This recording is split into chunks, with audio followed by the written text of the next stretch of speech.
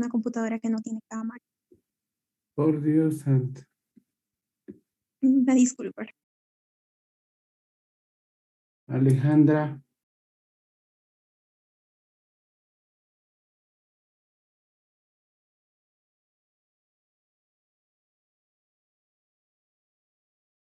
Alejandra, ¿qué es dolor lumbar? ¿Qué es dolor lumbar? Bueno, el dolor lumbar o dolor de espalda baja,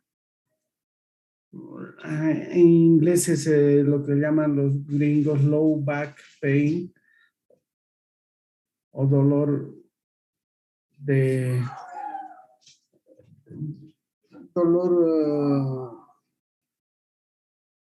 de la parte baja de atrás, más o menos, de la espalda baja. Está localizada anatómicamente, ¿ya?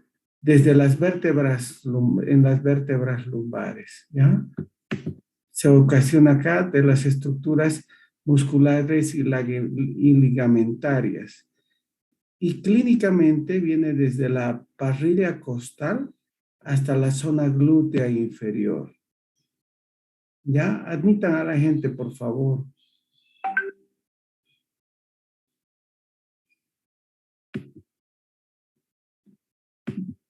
Este tema es súper importante, como van a ver. ¿Ya? Entonces, clínicamente va del borde inferior de la parrilla costal, desde las costillas flotantes hasta el glúteo inferior. ¿Ya?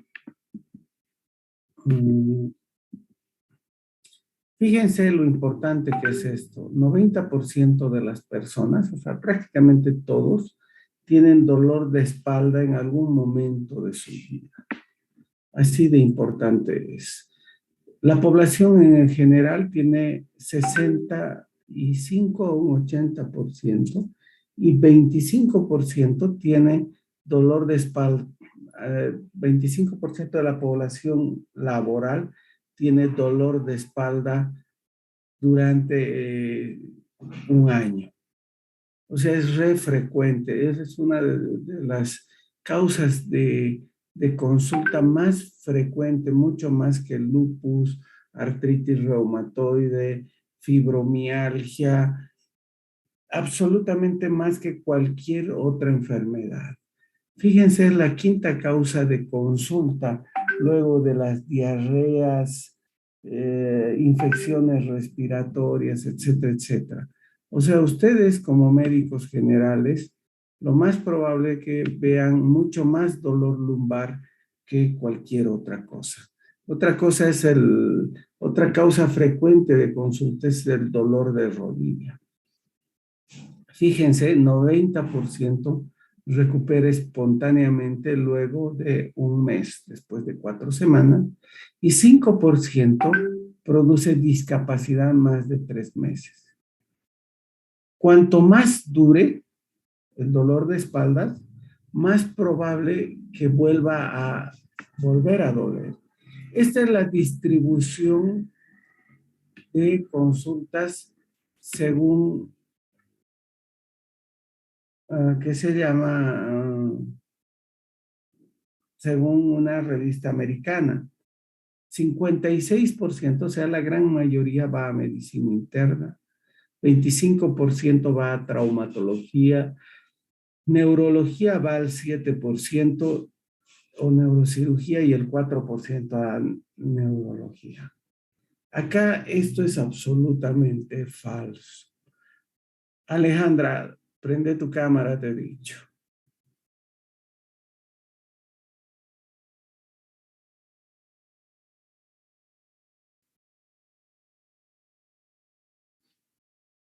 Dale. Miren, acá la distribución de consultas es muy, muy diferente. Yo creo que un 70% por lo menos va primero al urólogo. Tenemos acá metidos culturalmente. Ahí estás, Ale. ¿Cómo estás? Buen día. Acá, en nuestro medio, tenemos que creemos que el dolor de espaldas es dolor de riñones. El dolor de riñones. Y creemos que nos duelen los riñones. Entonces, ¿a quién vamos? La gran mayoría va al urólogo, va al nefrólogo y luego va al traumatólogo. Luego va al neurocirujano y casi nunca van al médico internista y menos todavía al reumatólogo. Y vamos a ver que es re importante dirigirse al especialista adecuado. ¿Cómo se clasifica? El dolor depende dónde se produce el problema, dónde se produce el problema para ver qué tipo de dolor va a tener. Hay dos polos, polo anterior y polo posterior. El polo anterior viene de acá, cuerpos vertebrales, disco vertebral. Y el cuerpo y la columna anterior, el cuerpo vertebral y el disco vertebral, duelen cuando uno hace flexión. O sea, el paciente está echado y el momento de sentarse, o sea, el momento de flexionar la columna, es en ese momento que le duele al paciente. ¿Por qué? Porque aplasta.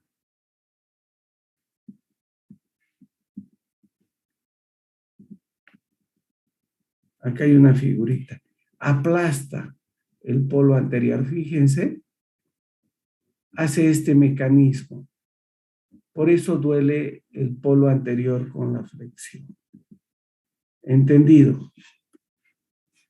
La columna posterior, las láminas, las articulaciones interapofisiarias, las apófisis transversas, las apófisis espinosas, son el polo posterior y duelen con la extensión, hiperextensión. O sea, las artrosis facetarias, uno le hace extender, le hace botar para atrás al paciente, ya hace una maniobra donde el paciente se va para atrás y ahí le duele. Clasificación diagnóstica. Fíjense, el 97%, más del 90% de los dolores lumbares se dividen en o son por dolor lumbar no mecánico. En esta clasificación diagnóstica, 90%, 97% mecánico. Hay otras que dan un 90%. ¿Ya? Dolor no mecánico, neoplásico, infeccioso, inflamatorio, es un 1%. Y el dolor referido es un 2%, por ejemplo, de los órganos pélvicos, riñón, vascular, por ejemplo, dolor pélvico de una prostatitis, endometriosis, una enfermedad inflamatoria pélvica, una pielonefritis, nefrolitiasis, un absceso perirrenal, un aneurisma abdominal, pancreatitis, etcétera, etcétera. Fíjense, el 2%. Y el otro tipo de dolor lumbar del que vamos a referirnos es el 1%, pero la gran mayoría de los dolores lumbares es de tipo mecánico. Esto es re importante. O sea, ¿qué tipo de dolor lumbar vamos a encontrar? Casi siempre el dolor de tipo mecánico. Y la gran mayoría es por exceso de trabajo, por torsión, estiramiento, por sobrecarga de trabajo, por degeneración discal, articular, por mucho levantar peso. Prácticamente es la gran mayoría de los pacientes, ¿verdad? Fíjense, la hernia de disco corresponde nada más a un 3% de todos los dolores lumbares. O sea, es rarísimo la hernia de disco. Por lo tanto, y de este 3%, la probabilidad de su cirugía solo es un 10%, o sea, 0,3, y eso, el 3%, o sea, 0,03% deberían ser operados los pacientes. Entonces, depende, si llegan a un internista, probablemente ese paciente no termine, o a un neurólogo clínico, ese paciente vaya con tratamiento médico. Pero si llega a un neurocirujano, probablemente termine en cirugía. Y fíjense, probablemente sea un dolor que no necesita cirugía, ¿verdad? El lumbago también se puede clasificar de acuerdo al tiempo de evolución. Menos de 2 semanas, agudo. Más de 3 meses ya hablamos de lumbago crónico. Lumbago mecánico, fíjense, 90%. En la otra clasificación nos habían indicado 97%, pero es más del 90%. Algunos dicen 97, otros dicen 90. Inflamatorio es muy poco frecuente, neoplásico poco frecuente, infeccioso poco frecuente. Entre inflamatorio, neoplásico, infeccioso, llegan a ser más o menos un 3% de los pacientes, 3 a 5%.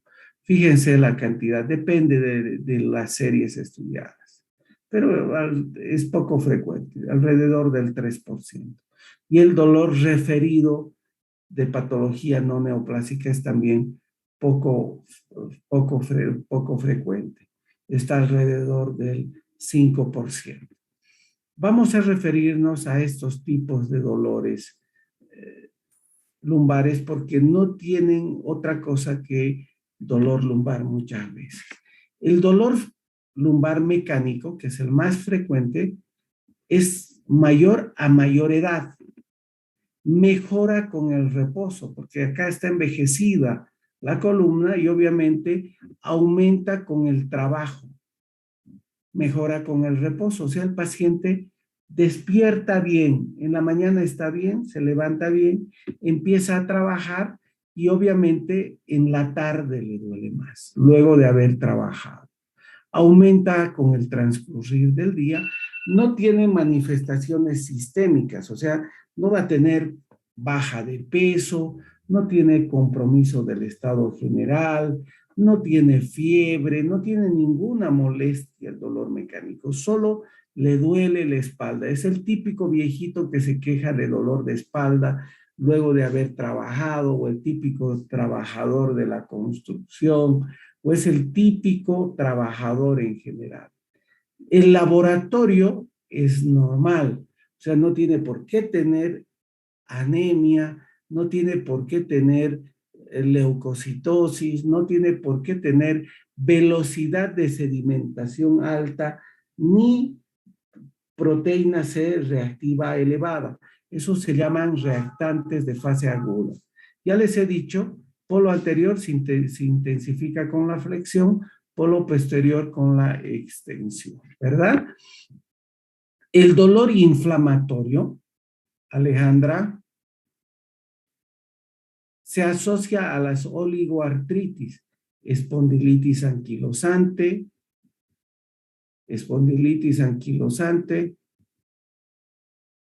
se asocia a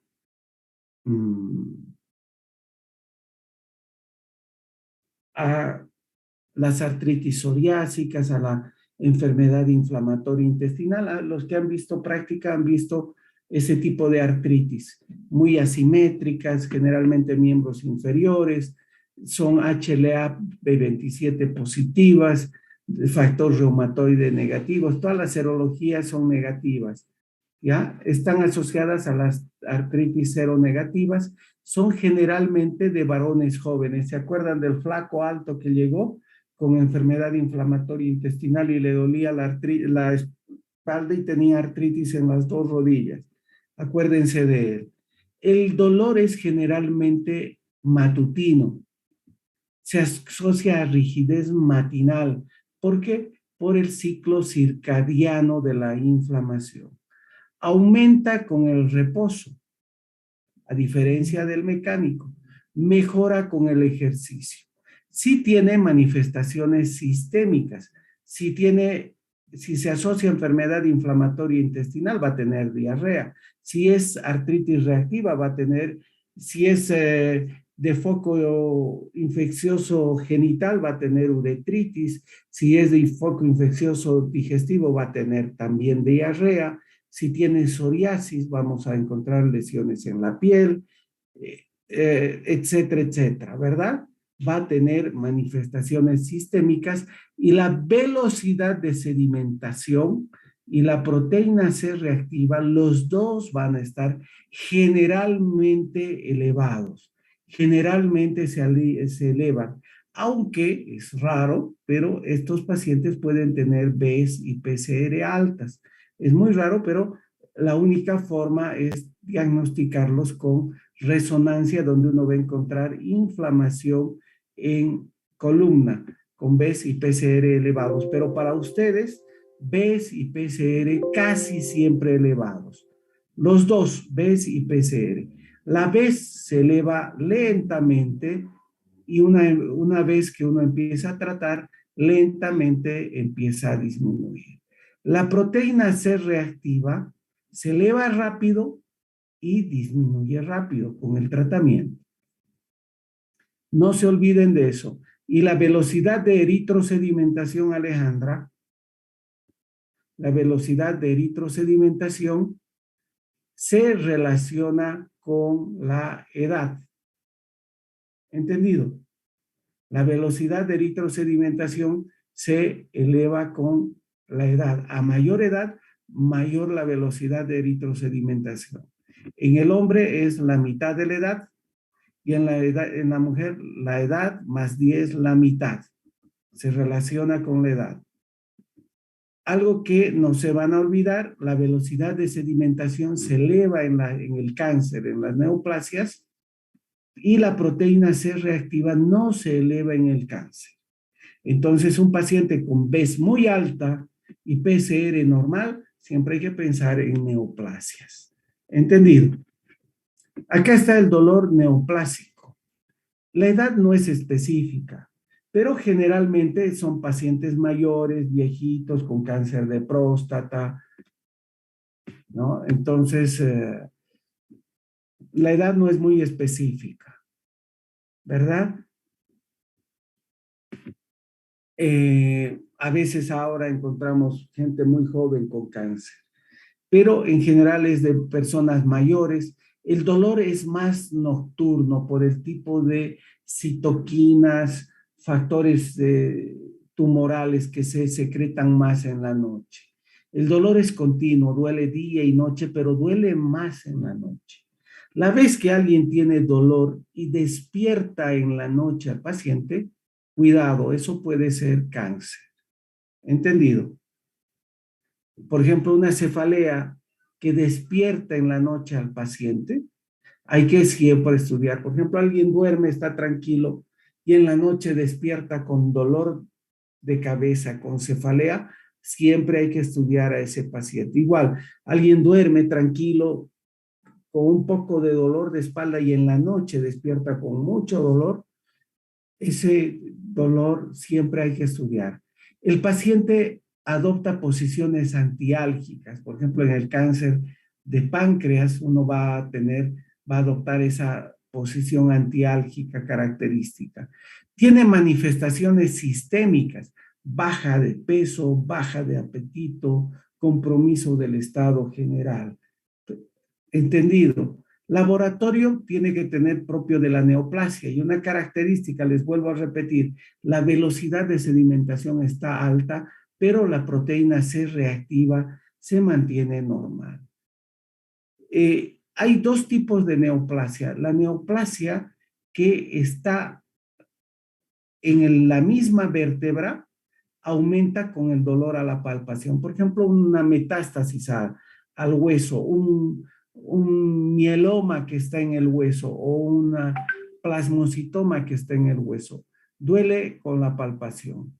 Y hay otro tipo de dolor que no está metido al hueso, por ejemplo, el dolor de la neoplasia del cáncer cervicuterino o el dolor del cáncer de cola de páncreas. Uno palpa, trata de encontrar dónde le duele, puede hasta percutir y no le duele al paciente. Entonces ese dolor lumbar, no hay dolor con la palpación. ¿Entendido?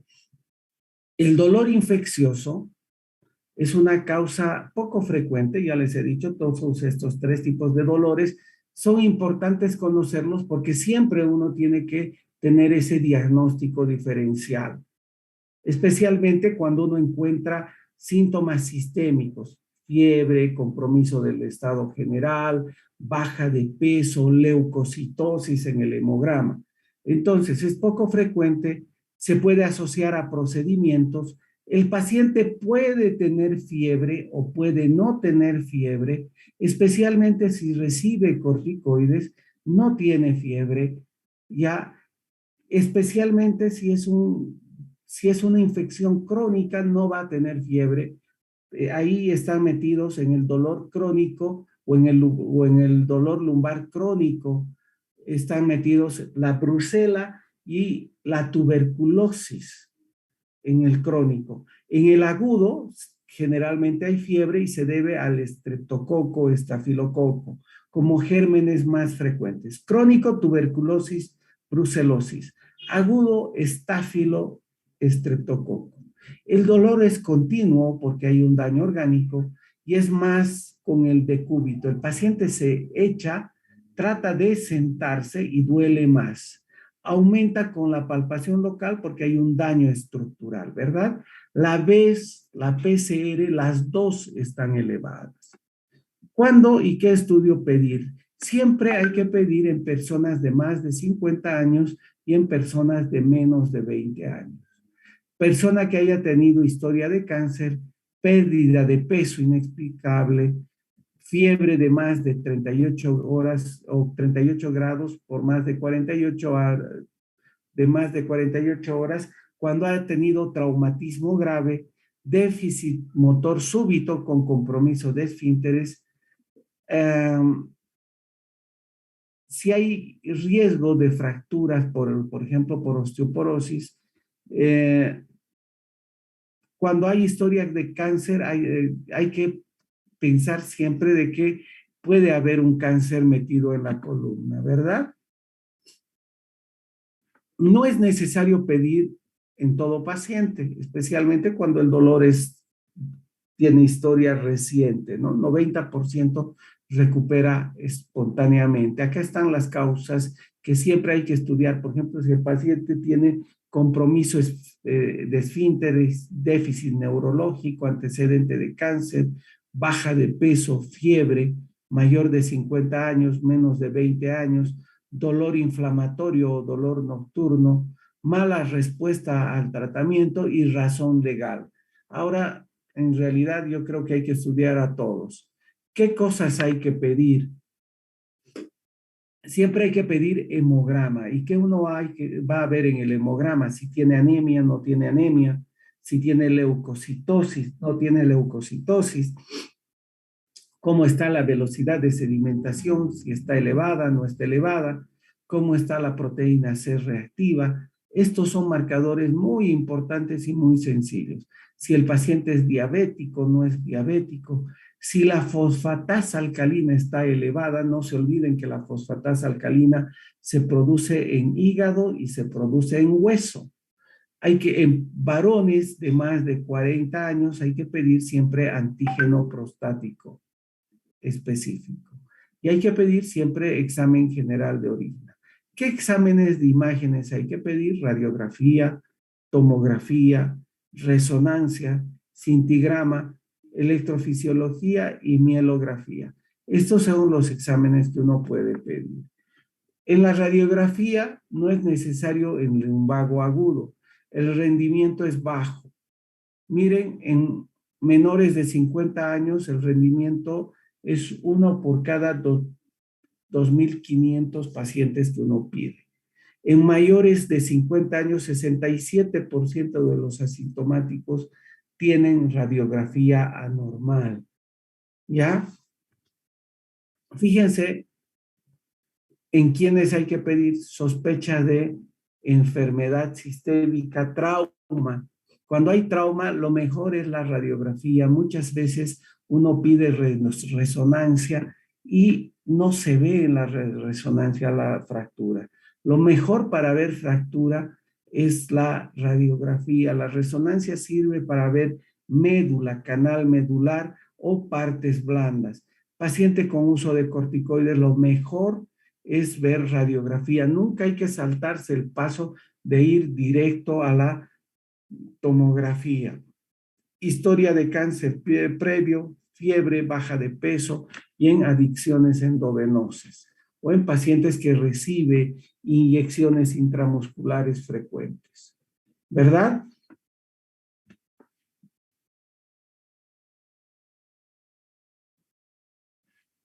¿En quiénes?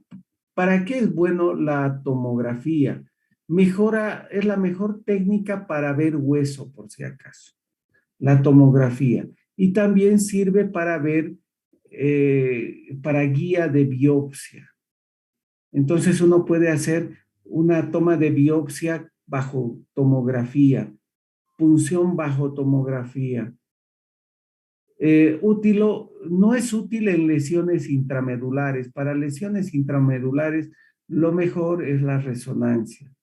Solo toma imágenes regionales, o sea, no ve toda la columna. Lo mejor para ver toda la columna es la resonancia. Es operador dependiente y en mayores de 40 años, de 50% es anormal. Fíjense que no toda tomografía anormal uno debe tratar. ¿Entendido? La resonancia evalúa por planos, es el examen de elección en procesos de canal medular y intramedulares. O sea, lo mejor para ver médula y partes blandas es la resonancia. Tiene un 90% de concordancia con la cirugía y es anormal en 28% de los asintomáticos. Prácticamente 1 de 3 tiene una resonancia anormal. ¿Entendido? Miren, no es fiable para determinar origen discogénico, o sea, nadie debe operar resonancias magnéticas. El paciente tiene que tener una clínica muy característica, concordante con la resonancia para que sea operado. Porque si no tiene clínica, uno no debe operar la imagen de la resonancia. La electrofisiología evalúa el nervio, qué nervio, qué parte del nervio está afectado y además sirve para evaluar músculo. Eso ya les he enseñado cuando hemos hablado de miopatías y además localiza el lugar de la lesión para pedir en forma exacta de dónde queremos la tomografía. Define la gravedad y la localización del nervio, si es raíz, si es nervio, si es músculo. Diferencia el tipo de debilidad muscular, si es neurológico, si es unión neuromuscular o si es músculo. La desventaja es de que es operador dependiente, ¿verdad? La cintigrafía ósea o el cintigrama óseo sirve para cuando hay recambio óseo alto.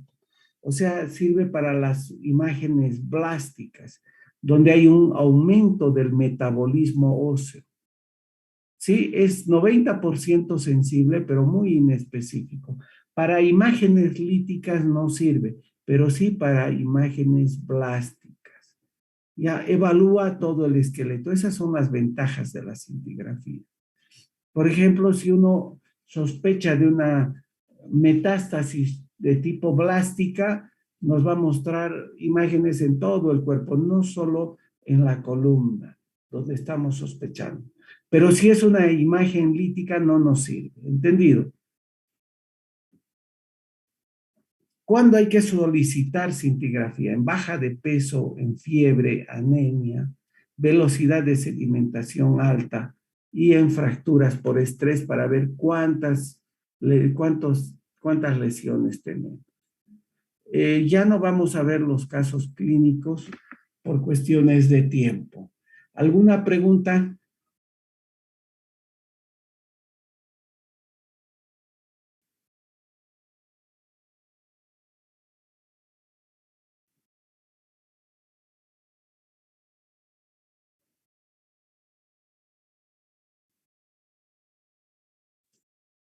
Buen día, doctor. Disculpe una duda.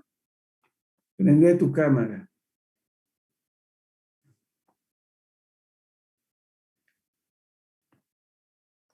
Buen día, doctor. Sí. Tenía una duda.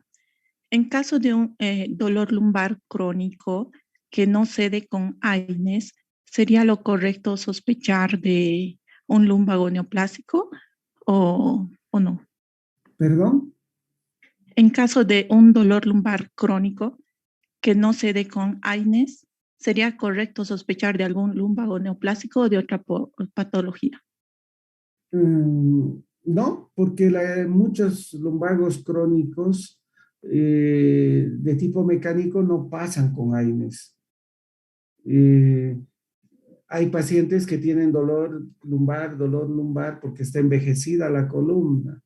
Lo que hay que hacer en todo lumbago crónico es estudiar el lumbago. Si el paciente no tiene baja de peso, no tiene compromiso del estado general, sus laboratorios son normales, su velocidad de sedimentación es normal, su PCR es normal y todo lo que le has hecho es normal, no tienes por qué sospechar neoplasia.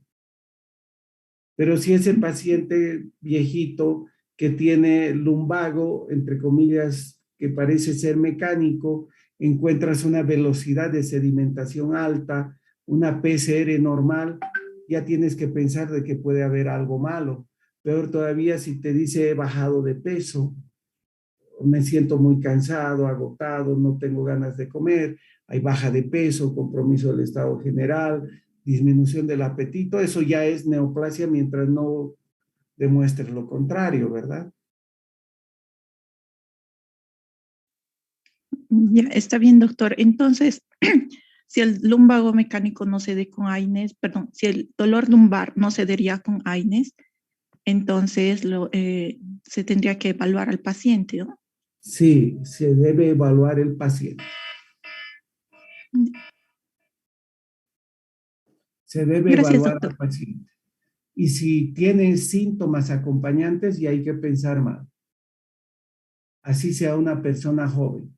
Por ejemplo, si alguien tiene un dolor lumbar, el dolor lumbar es matinal, amanece con dolor lumbar y es una persona joven y tiene lesiones cutáneas, tienes que pensar de que ese puede ser un dolor lumbar de tipo inflamatorio asociado a artritis psoriásica.